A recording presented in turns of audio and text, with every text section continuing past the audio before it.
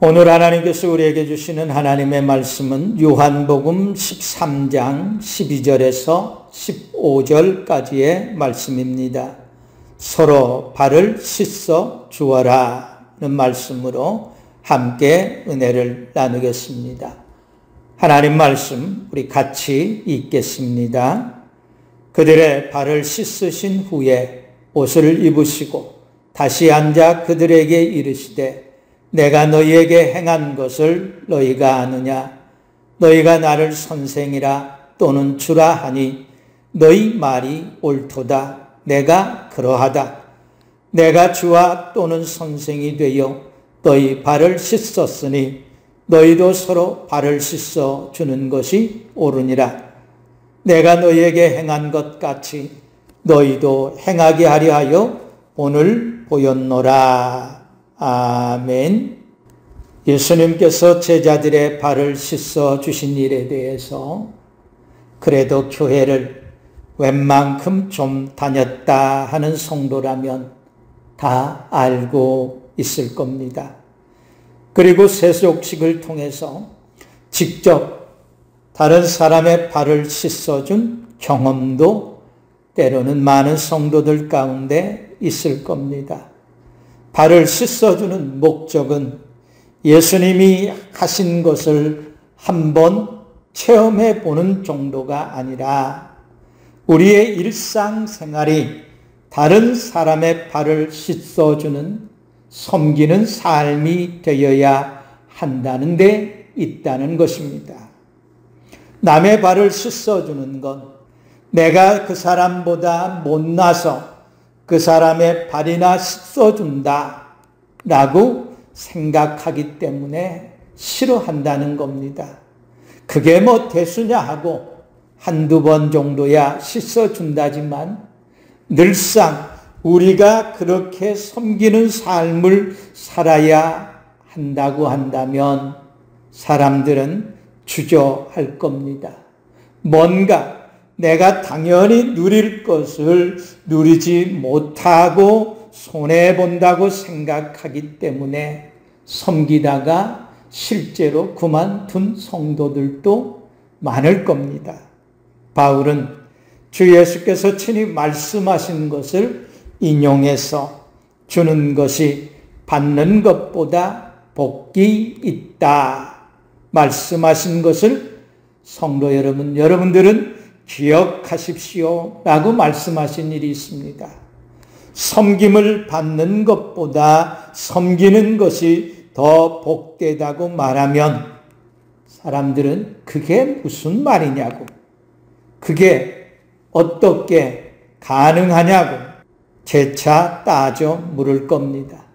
당연히 섬김을 받는 사람이 높은 사람이라 말할 것입니다. 그런데 예수님께서 말씀하시는 섬김은 누가 높냐, 낮냐, 신분의 문제가 아니라 성도의 정체성에 관한 문제라는 겁니다. 예수님께서 내가 섬김을 받으려 함이 아니요 도리어 섬기러 왔다 말씀하신 것은 예수님의 지위가, 신분이 아주 천하고 낮다는 의미가 아니라 섬기는 것이 예수님 자신이 감당해야만 하는 예수님 자신의 정체성인 것을 밝히신 겁니다. 예수님은 섬기러 오신 분이셨습니다. 그러니까 섬기는 것이 너무 자연스러웠고 예수님은 섬길 때 가장 행복했고 예수님은 섬길 때 가장 자유로웠고 예수님은 섬길 때 가장 빛이 났다는 겁니다. 예수님께서 성도들에게 섬길 것을 그토록 강조하신 이유는 섬기는 것이 성도의 정체성입니다. 성도가 누구냐라는 질문에 대한 대답은 간단합니다. 섬기는 사람입니다. 성도들이 섬길 때 눈이 반짝반짝합니다. 성도들이 섬길 때 아주 생기가 넘쳐납니다. 성도들은 말을 많이 하면 허물이 드러납니다. 그래서 지혜자는 말이 많으면 허물을 면하기 어려우나 그 입술을 제어하는 자는 지혜가 있느니라 말씀했습니다. 성도들은 말은 줄이고 몸으로 행하는 사람이 되어야 합니다. 성도들이 사람들에게 환영받지 못하고 따돌림 당하는 가장 큰 이유 가운데 하나는 성도들이 너무 말이 많고 말이 앞선다는 겁니다. 그래서 전도서 5장 3절에서는 말이 많으면 우매한 자의 소리가 나타난다 말씀했습니다. 말을 줄입시다. 그리고 몸으로 섬기는 일을 늘립시다. 입은 거짓말해도 몸은 절대로 거짓말하지 않습니다. 성도들이 설교를 아무리 많이 듣고 은혜를 넘치게 받아도 몸이 반응하지 않으면 믿음이 자라지를 않습니다. 인격이 성숙해지지를 않습니다. 입으로 전도해서 열매 맺는 경우는 사실 거의 없습니다. 몸으로 전도한 사람들이 많은 열매를 맺는 법입니다. 그래서 하나님의 나라는 말에 있지 않고 능력, 행함에 있다 말씀하신 겁니다. 말이 많은 사람에 대해서 사람들은 주접떨지 말라 말합니다. 주접떤다는 것은 말이나 행동이 지나치게 가볍고 얄팍해서 보기에 민망하다라는 뜻입니다. 성도들이 말만 하고 몸으로 섬기지 않는 사람들은 주접떨지 말라고 세상이 말하고 있는 겁니다. 성도가 그런 말을 들어서야 되겠습니까? 절대로 들어서는 안 되는 말 가운데 하나가 성도들이 주접떤다라는 말일 것입니다. 발을 씻어주는 것은 수련회에서나 영성훈련할 때 하는 프로그램이 아닙니다. 그것은 성도들의 삶이 아닙니다. 매일 매순간 섬기며 살아야 할 성도들이 자꾸 프로그램으로 섬김을 배우니까 능력 있는 삶을 상실하게 되고 실천이 없는 삶을 살게 되는 겁니다. 예수님은 제자들의 발을 씻어 줌으로써 성도들의 진정한 영적 권위가 섬김에서 나온다는 것이고 이 섬김이 성도들의 삶을 회복시키는데 탁월한 능력이 있다는 것을 가르쳐 주시는 겁니다. 섬기지 않는 자는 왕이라도 권위를 잃게 될 것이고 다 지쳐 쓰러져 가는 사람일지라도 섬기면 새 힘으로도 즉시 회복되더라는 것입니다. 예수님은 성도들의 위대함은 섬김을 받는 것이 아니라 섬기는 데 있음을 말씀하십니다. 그래서 제자들의 발을 씻어 주신 겁니다. 예수님께서 제자들의 발을 씻겨 주실 때 그때가 언제입니까? 예수님이 십자가에 못 박혀야 할 것을 코앞에 둔 상황에서 발을 씻어 주신 겁니다. 그런 자리에서 제자들의 발을 직접 씻어 준다는 것은 그럴 상황도 아니고 상황에 맞지도 않는 일이었습니다. 예수님은 제자들의 발을 씻어 주신 의미에 대해서 이렇게 말씀합니다. 내가 너희 주와 선생이 되어 너희 발을 씻었으니 너희도 서로 발을 씻어 주는 것이 옳으니라. 내가 너희에게 행한 것 같이 너희도 행하게 하려 하여 본을 보였다. 행하게 하려 하여 본을 보였다 말씀하고 있다는 겁니다.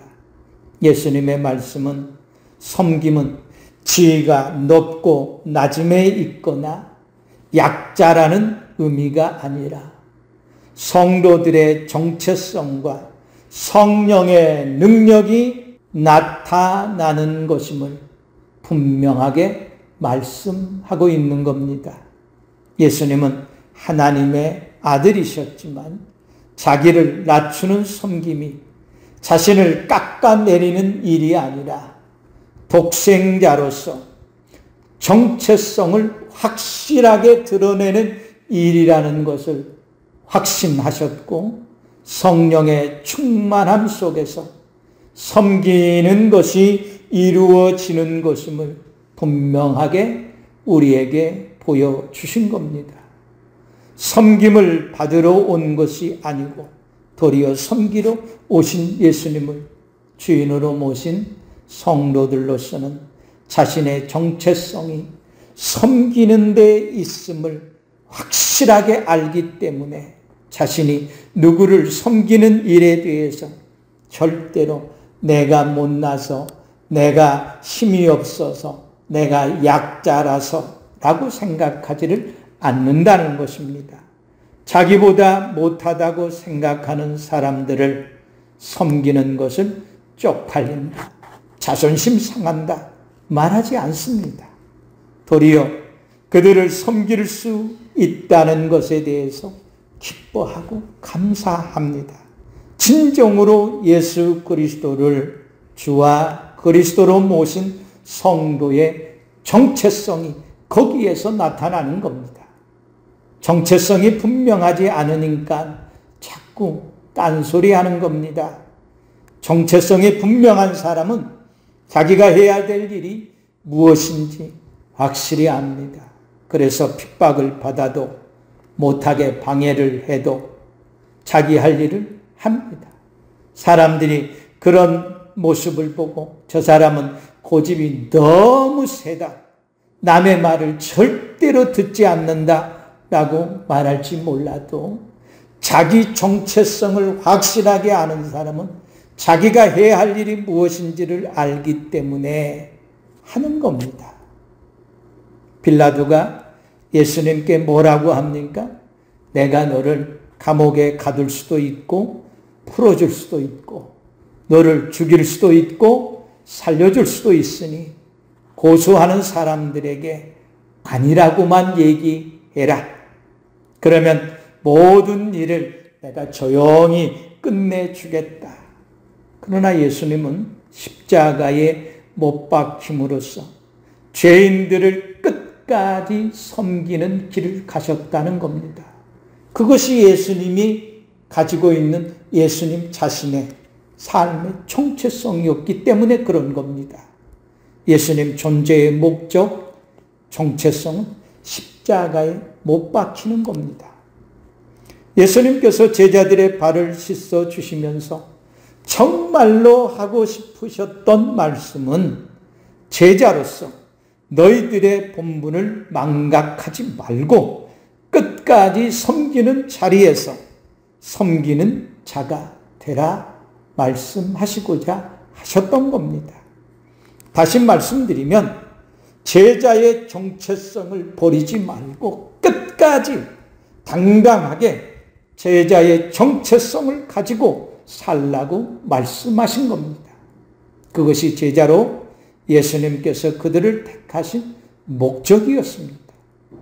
그런데 이미 가룟 유다는 제자로서의 자신의 정체성을 버렸고 제자로서 해서는 안 되는 일을 행하고 있습니다. 그런 상황에서 예수님은 너희들은 섬기는 사람이 되고 섬기는 일을 해야 할 사람이다. 제자들의 정체성은 한 번 더 확실하게 그들로 깨닫게 하고 강조하신 겁니다. 요즘 성도들은 성도로서의 정체성이 매우 약합니다. 그러니까 작은 일에도 정체성을 잃고 갈대처럼 흔들립니다. 그러니 하나님 말씀에 따라 성도의 삶을 살 수가 없는 겁니다. 예, 아니요, 분명해야 되는데 매번 중요한 순간에는 그래요 타협해버립니다. 자기 정체성이 불분명하기 때문에 그런 겁니다. 성도로서 내가 말하는 것을 아무도 신뢰하지를 않습니다. 그런 일이 자꾸 반복된 결과입니다. 그러므로 성도의 정체성을 회복하는 것이 무엇보다 시급합니다. 교회의 회복을 위해서는 성도들이 자기 정체성을 회복하는 것이 무엇보다 중요합니다. 성도의 정체성이 회복되면 교회의 정체성도 회복될 것이고, 교회와 성도들의 정체성이 회복되면 전도가 회복될 겁니다. 그런 점에서 볼 때 진정한 교회의 회복은 성도들의 정체성 회복에 있다는 것을 우리는 알 수 있습니다. 우리가 섬긴다고 말할 때 단순히 사랑을 실천하는 일로 생각하거나 어려운 사람을 돕는 것으로 생각해 버립니다. 그러다 보니 좀 여유가 있어야 남도 섬길 수 있다고 생각합니다. 그러나 예수님께서 본을 보여주시고, 사도들이 본을 보여주고, 초대교회 성도들이 본을 보여준 섬김을 보면 전혀 그런 차원이 아니었음을 우리는 알 수 있습니다. 이웃을 돕고 사랑을 실천하는 차원을 넘어서 자신들의 정체성을 분명히 인식했기 때문에 그들이 섬긴다는 것을 우리가 알 수 있다는 겁니다. 정체성에 따르는 삶을 그들은 사명으로 받아들였습니다.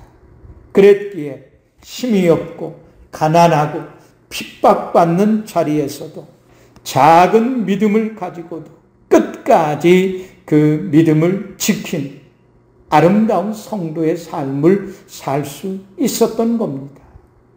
성도들이 성도의 정체성을 깨닫고 섬기는 삶을 살 때, 첫째, 섬김을 통해서 자신의 한계를 뛰어넘더라는 겁니다. 예수님은 근본 하나님과 본체셨지만 하나님과 동등됨을 취할 것으로 여기지 아니하시고 자기를 비워 종의 형체를 가지고 사람들과 같이 되시고 사람의 모양으로 나타나사 자기를 낮추시고 죽기까지 복종하심으로 십자가에 못 박히기까지 죄인인 우리를 섬기셨다 말씀했습니다. 예수님은 자신의 한계를 뛰어넘으신 겁니다. 우리가 제일 안 되는 것이 무엇입니까? 사람들이 나를 종부리듯 한다고 불평하는 겁니다. 섬기는 것을 종으로 알고 종부리듯 한다라고 받아들이는 겁니다. 종부리듯 한다는 것이 무엇입니까? 자기에게 자꾸 섬기는 일이 아니라 일을 시켜먹는다는 겁니다. 그런데 예수님은 그 한계를 뛰어넘으셨습니다. 기꺼이 차원에서 종이 되신 겁니다. 예수님은 자기 집으로 와달라고 하는 사람들의 요구에 대해서 예수님 다 받아들여줘요. 죄인들이 함께 하자고 하면 같이 해줘요. 문둥병자들을 찾아가 줘요. 이건 사람의 한계를 뛰어넘는 일들이에요. 병든 자, 죄인들을 섬기는 일에 예수님은 차원하셨어요. 기쁨으로 그 같은 일들을 하셨다는 거예요. 예수님은 그 일을 하면서 그들을 섬기면서 너무 기뻐하셨어요. 그리고 너무 행복해 하셨고 즐거워하셨어요. 섬기는 것은 칭찬과 인정을 받기 위한 것이 아닙니다. 그러면 불평하게 됩니다. 섬기는 자로 자기 정체성이 확실한 성도는 섬기는 일을 통해서 새 힘을 얻는 겁니다. 사도 바울은 갈라디아서 6장 9절 10절에서 이렇게 권면합니다. 선을 행하되 낙심하지 말지니 때가 이르면 거두리라. 바울은 낙심될 때 새 힘을 얻는 유일한 방법이 섬기는 데 있다. 그러므로 누군가를 섬기다가 시험당하지 말고 실족하지 말고 낙심하지 말아라 말씀하는 겁니다. 두 번째는 섬김을 통해서 무릎 꿇는 법을 배우는 삶을 살게 된다는 겁니다. 빌립보서 2장 3절 4절 말씀에서 바울은 이렇게 말합니다. 아무 일에든 다툼이나 허영으로 하지 말고 오직 겸손한 마음으로 각각 자기보다 남을 낮게 여기고 각각 자기 일을 돌아볼 뿐더러 또한 각각 다른 사람들의 일을 돌아보아 나의 기쁨을 충만하게 하라 말씀합니다. 섬기는 것은 겸손한 마음이 없으면 하기가 어렵습니다. 섬김의 기본 자세는 무릎을 꿇는 데서부터 시작됩니다. 무릎을 꿇는다는 것은 상대방은 최대로 높이고 나는 최대한 낮추는 겸손함을 의미합니다. 이런 자기를 낮추는 겸손은 작은 보상이라도 바라게 되면 하기가 싫어집니다. 하기가 어렵습니다. 그래서 순수한 섬김은 자기를 겸손하게 무릎 꿇리지 않으면 할 수 없습니다. 조금이라도 칭찬이나 인정을 받고자 하는 마음이 있으면 그때부터 섬기는 것이 부자연스러워집니다. 그래서 예수님 자신도 그렇게 하셨을 뿐만 아니라 성도들이 누군가를 섬기고자 할 때에 가져야 할 올바른 자세에 대해서 누가복음 6장 35절에서 이렇게 말씀하십니다. 오직 너희는 원수를 사랑하고 선대하며 아무것도 바라지 말고 꿔주라 말씀합니다.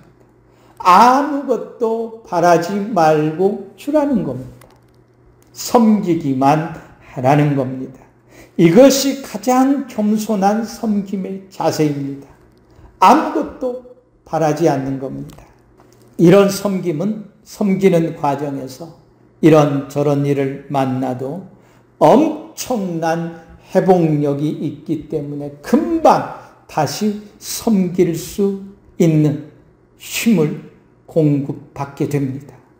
섬김의 중심에는 오직 예수 그리스도가 있기 때문에 가능한 일입니다. 세 번째는 섬김을 통해서 오랫동안 인내할 줄 아는 삶을 살게 된다는 겁니다.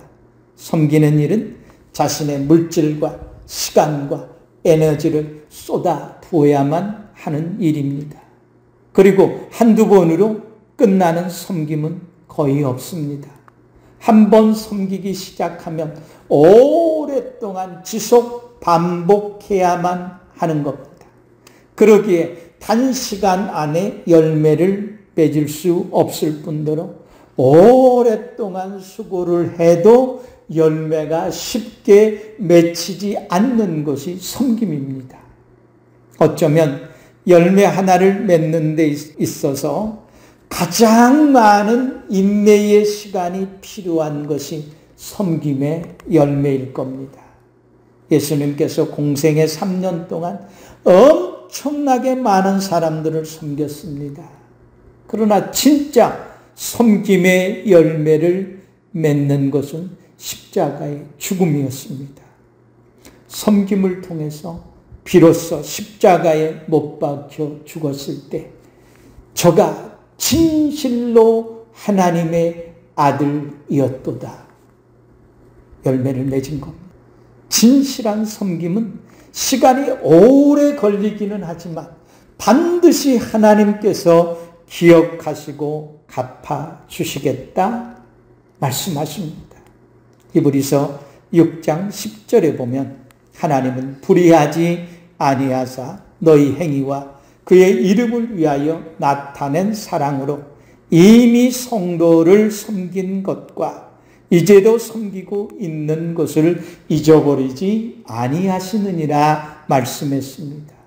이 말씀은 우리의 모든 섬김이 헛되지 않게 하나님께서 다 기억하시고 반드시 잊어버리지 않고 열매 맺게 해 주신다는 겁니다. 성도들이 섬기다 낙심하는 가장 큰 이유는 해도 끝이 없고 아무리 섬겨도 티가 안 난다는 것 때문입니다.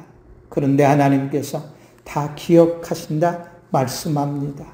다시 털고 일어나 섬기는 자리로 돌아가시기를 바랍니다. 사랑하는 성도 여러분, 섬기는 삶은 누구인가 하는 자기 정체성을 확실히 알게 합니다. 지치고 힘들 때 새 힘을 얻게 하고 회복하게 하는 일을 하게 합니다. 섬김은 예수님의 참 제자로서의 가장 기본적인 삶의 방식입니다. 섬김을 통해 삶의 진정한 목적을 발견하고 장성한 그리스도인으로 성장하며 어떤 순간에도 섬기는 자의 삶을 살아가는 성도님들이 되시기를 예수 그리스도의 이름으로 간절히 축원합니다. 아멘.